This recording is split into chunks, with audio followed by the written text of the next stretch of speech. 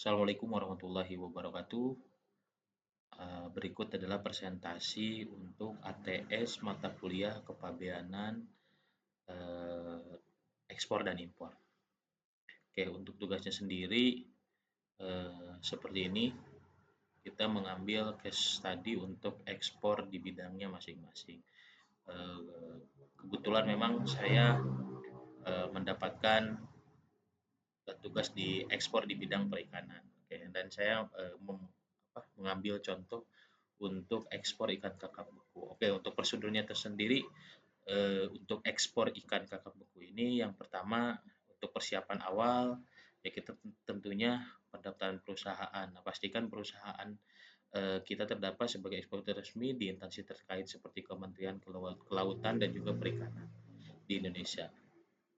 Terus perusahaan juga harus memiliki izin sebagai eksportir terdaftar Direktorat Jenderal Bea dan Cukai. Ya, selanjutnya untuk perizinan usaha seperti SIU juga diperlukan untuk kegiatan perikanan, NIB, nomor induk berusaha untuk operasional legal perusahaan. Terus selanjutnya untuk pengurusan sertifikasi. Nah, sertifikasi seperti kesehatan ikan yang dikeluarkan oleh Balai Karantina Ikan, Pengendalian Mutu dan Keamanan Hasil Perikanan atau BKIPM. Nah, yang selanjutnya yaitu sertifikat HACCP untuk menjamin bahwa produk telah melalui proses yang aman untuk dikonsumsi. Selanjutnya, terus kita harus negosiasi dengan pembeli ataupun bayar. Nah, tentukan jenis ikan, volume, harga, dan syarat pembayaran. Pastikan juga adanya kontrak ekspor yang menyakup detail secara teknis seperti pengemasan dan juga pengiriman. Oke, untuk yang kedua yaitu penanganan barang atau produk. Nah, untuk eh, yang yang kedua ini yaitu pemanenan dan pemrosesan. Nah, ikan kakap nanti dipanen, dibersihkan, dan diproses sesuai dengan standar kualitas internasional. Penyimpanan ikan menggunakan fasilitas pendingin ataupun cold storage dengan suhu sesuai dengan regulasi. Biasanya sih kalau untuk produk ataupun item beku ini harus standarnya yaitu minus di 18 derajat Celcius. Oke, yang kedua untuk pengemasan. Nah, gunakan kemasan vakum yang tahan lama untuk menjaga kualitas ikan selama pengiriman. Nah, kemasan kemasan tersebut harus diberi label sesuai standar internasional, mencantumkan informasi seperti nama produk, berat bersih, dan juga asal-usul ikan tersebut.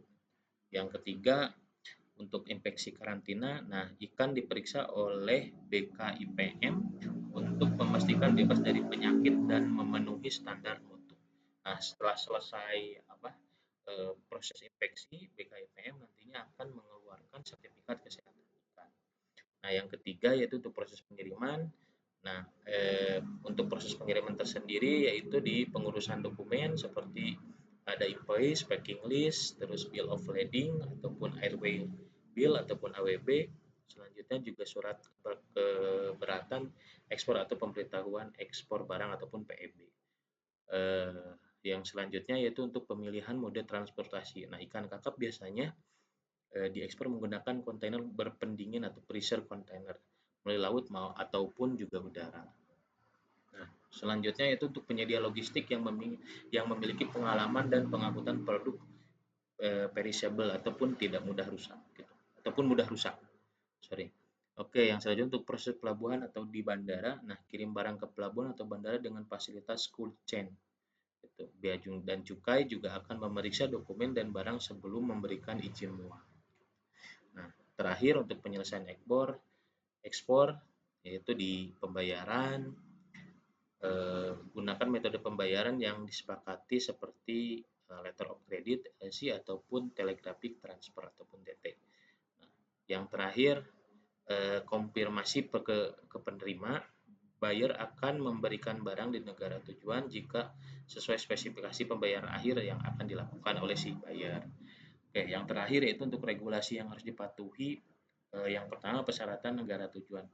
Nah, kita harus memastikan produk ikan kakap memenuhi regulasi standar tujuan seperti FDA Food and Drug Administration di Amerika Serikat ataupun EFC European Food Safety di Uni Eropa. Dan selanjutnya yaitu untuk dokumen tambahan. Dokumen tambahan ini di beberapa negara mungkin memerlukan tambahan seperti sertifikat asal ataupun sertifikat of origin atau sertifikat yang ramah. Oke, next selanjutnya yaitu untuk ekspor ikan kakap beku. Ini saya ngambil studi tujuan ekspornya yaitu ke Jepang. Nah, untuk ekspor ikan kakap beku ini, nah kalau dilihat dikategorikan di kondisi, ikan dibukakan pada suhu di bawah minus 18 derajat Celcius. Nah, untuk keunggulannya sendiri biasanya untuk olahan beku ini lebih tahan lama dibandingkan ikan segar, sehingga ideal untuk pengiriman jarak jauh ataupun lama. Nah, yang kedua yaitu untuk HS code ataupun pos tarif. Untuk ikan kakap ke Jepang ini HS code-nya yaitu 0303.89. Nah, deskripsinya sendiri ini mengutip di webnya INSW gitu. Yaitu ikan beku yang tidak termasuk filet ataupun daging ikan lainnya. Ya, contohnya seperti ikan kakap utuh yang dibekukan untuk diekspor. Nah, catatan penting untuk ekspor ke Jepang ini dengan HS code 0303.89 dengan deskripsinya ikan beku. Nah, persyaratan mutunya biasanya Jepang memiliki standar tinggi untuk produk ikan, terutama untuk konsumsi sashimi. Pastikan produk memenuhi persyaratan kualitas seperti ISO 22000 ataupun HACCP. Dan juga label produk harus mencantumkan informasi dalam bahasa Jepang, termasuk nama produk, berat besi, dan juga asal negara. Nah, untuk dokumen tambahan biasanya harus ada sertifikat kesehatan ikan ataupun health certificate yang wajib diterbitkan oleh BKIPM, sertifikat bebas radiasi bila memang untuk beberapa jenis produk ataupun barang jika berasal dari daerah yang rawan kontaminasi, masuk ikan filet ataupun daging ikan lainnya. Nah, kesimpulannya, ekspor ikan kakap ke Jepang ini memerlukan pemahaman tentang jenis produk yang sesuai dengan kebutuhan pasar, klarifikasi pos tarif HSK yang relevan dengan memastikan kepatuhan pada regulasi dan juga standar negara tujuan ekspor yaitu Jepang. Oke, untuk yang ketiga, case-nya itu jika terjadi kesalahan pada dokumen. Nah, untuk kesalahan dokumen ini kita harus identifikasi dulu dan mengkonfirmasi kesalahan apa yang memang terjadi. Kalau misalkan memang di dokumennya, yaitu segera periksa dokumen untuk memastikan bahwa kesalahan memang terjadi. Terus bandingkan deskripsi barang dengan purchase order ataupun PO, packing list, dan juga dokumen pendukung lainnya. Yang ketiga yaitu konfirmasi kesalahan dengan semua pihak terkait termasuk shipper, penerima, dan juga freight forwarder. Jika kesalahan terjadi, ya kita harus menghubungi pihak terkait. Contoh misalnya pihak shipper, nah, untuk memperoleh dokumen atau menerbitkan ulang dokumen yang benar atau untuk merevisinya. Terus kalau terjadi di freight forwarder atau shipping line, kita memberitahu mereka tentang kesalahan dan meminta panduan untuk mengoreksi bill of lading kalau ada kesalahan gitu. Terus yang terakhir, penerima barang berikan informasi mengenai situasi untuk mencegah kebingungan di pihak customer ataupun si buyer sendiri. Oke, yang ketiga yaitu perbaikan dokumen ataupun dokumen revision ataupun amandemen. Nah, untuk kategori yang salah ataupun terjadi kesalahan di commercial invoice, nah kita akan membuat revisi dokumen commercial invoice dengan deskripsi barang yang benar.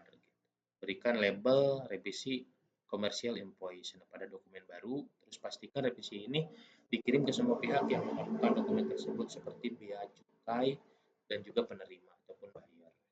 Jika kesalahan terjadinya di bill of lading, ya kita ajukan permintaan untuk mengamandemen BL kepada shipping line ataupun freight forwarder. Terus jika BL masih berbentuk draft, nah, koreksi lebih mudah dilakukan sebelum dokumen final diterbitkan. Jadi kalau memang masih berbentuk draft, kita akan lebih mudah untuk mengeditnya. Terus jika BL sudah tercetak atau original BL, mintalah penggantian dokumen atau replacement dengan membayar biasanya biaya amandemen sesuai kebutuhan shipping line. Ya, untuk selanjutnya yaitu pengajuan dokumen tambahan ke bea cukai. Jika dokumen sudah diajukan ke bea cukai, kita perlu menyampaikan dokumen revisi beserta surat permohonan untuk mengganti data yang salah. Dan juga kita gunakan dokumen pendukung seperti PO, kontrak, dan juga packing list sebagai bukti untuk mendukung revisi. Nah, solusi tambahan ataupun surat penjelasan jika diperlukan gitu kan. Buat surat penjelasan resmi yang menjelaskan kesalahan ketik dan memberikan deskripsi barang yang benar. Surat ini ditandatangani oleh pihak pengirim dan dilampirkan bersama dokumen lainnya saat pengiriman barang diperiksa. Nah, untuk nextnya untuk mencegah terjadinya masalah di masa depan, ya kita harus melakukan yang pertama yaitu audit internal, pastikan seluruh dokumen diperiksa lebih dari 1 kali sebelum diterbitkan. Terus yang kedua, komunikasi yang efektif, koordinasi antara tim logistik, administrasi, dan juga freight forwarder untuk memastikan data yang konsisten ataupun tidak berubah. Yang terakhir yaitu penggunaan teknologi, gunakan sistem otomatis yang meminimalkan kesalahan inputan data. Seperti itu. Nah, untuk kesimpulannya, kesalahan revisi barang dapat diselesaikan dengan revisi dokumen, komunikasi yang proaktif, dan juga pengajuan koreksi ke pihak terkait sebelum shipping line atau bea cukai. Nah, tindakan cepat dan transparansi akan membantu meminimalkan dampak buruk seperti keterlambatan ataupun juga kena penalti. Oke, selanjutnya yaitu jika ada keterlambatan kapal. Nah, setelah tadi memang dari dokumen sudah selesai, semua tidak ada yang salah, ternyata memang ada terjadi. Nah, kita harus menganalisa dulu pihak mana yang memang bertanggung jawab untuk keterlambatan ini. Contoh misalkan di shipping line. Nah, tanggung jawab shipping line itu jika keterlambatan disebabkan oleh faktor internal mereka seperti kesalahan manajemen jadwal, masalah teknis kapal, kegagalan operasional, seperti waktu standar di pelabuhan sebelumnya yang lebih lama dari jadwal. Gitu. Yang kedua yaitu ketentuan kontrak. Periksa kontrak pengangkutan bill of lading biasanya terdapat di klausul tentang lifetime ataupun tanggung jawab carrier atas keterlambatannya. Nah, yang kedua disebabkan karena force majeure ataupun keadaan di luar kendali. Jika keterlambatan disebabkan oleh keadaan yang tidak dapat dikendali seperti cuaca buruk, bencana alam, keadaan darurat di pelabuhan seperti pemogokan kerja, konflik politik. Dalam kasus ini shipping line mungkin tidak bertanggung jawab tergantung pada klausul force majeure dalam kontrak. Yang ketiga yaitu shipper atau consignee. Nah, shipper ataupun si consignee ini dapat bertanggung jawab jika keterlambatan disebabkan oleh dokumen yang tidak lengkap ataupun tidak disiapkan tepat waktu, barang tidak tersedia untuk dimuat sesuai jadwal. Gitu. Nah, itu yang pertama untuk menganalisa pihak mana yang bertanggung jawab. Nah, solusi untuk mengatasi keterlambatan tersebut yang pertama yaitu berkomunikasi dengan shipping line, hubungi shipping line untuk mendapatkan penjelasan resmi tentang penyebab keterlambatan. Mintalah dokumen atau bukti pendukung jika keterlambatan disebabkan oleh keadaan force majeure. Yang kedua yaitu memitigasi dampak operasional. Pemberitahuan kepada konsignen jika kita adalah shipper, segera beritahu penerima barang untuk keterlambatan tersebut. Sertakan estimasi waktu kedatangan etat terbaru.